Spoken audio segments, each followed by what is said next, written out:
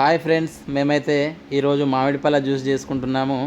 మొన్న మా తోట నుండి మామిడి కాయలు తీసుకొని వచ్చినాము. మామిడికాయలు తీసుకొచ్చి కెమికల్స్తో కాకుండా వరిగడ్డిలో వేసి మాగబెట్టినాము. ఇవి ఎందుకంటే కెమికల్స్ తింటే హెల్త్ ప్రాబ్లమ్స్ ఉంటాయి కనుక అరిగడ్డిలో వరిగడ్డిలో వేసి మాగబెట్టడం జరిగింది. ఈరోజు చూసేసరికి మాగినాయి మామిడి పళ్ళు. ఒక 6 మామిడి పళ్ళు మాగినాయి. ఈ మామిడి పళ్ళను జ్యూస్ చేయడానికి కట్ చేస్తున్నా చూడండి ఫ్రెండ్స్.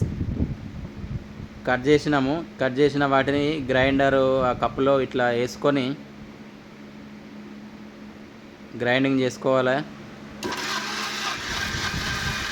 గ్రైండింగ్ చేసుకున్న తర్వాత గ్రైండింగ్ చేసే టైంలో మాకు ఒక ఆలోచన వచ్చింది ఫ్రెండ్స్. ఏమిటంటే వట్టి జ్యూస్ తాగితే ఏమొస్తాయి కిక్ అని, అందులో బియ్యం పిండి అంటే బియ్యంతో పట్టించిన పిండితోటి అట్లు అనేటివి చేసుకోవడం జరిగింది. ఆ అట్లను ఇందులో ఈ మామిడిపళ్ళ జ్యూస్లో వేసుకొని తింటే చాలా టేస్టీగా ఉంటాయని తెలుసుకున్నాము. అందుకోసమే మామిడిపళ్ళ జ్యూస్తో సహా అట్లు కూడా పోసుకున్నాం ఫ్రెండ్స్. చూడండి, ఆ అట్లను మామిడి పళ్ళ జ్యూస్లో అద్దుకుంటూ తింటే చాలా టేస్టీగా ఉంటాయి. చూసారు కదా ఫ్రెండ్స్ ఎలా చేసామో. నచ్చితే మీరు కూడా ఇలా ట్రై చేయండి మీ హోమ్లో.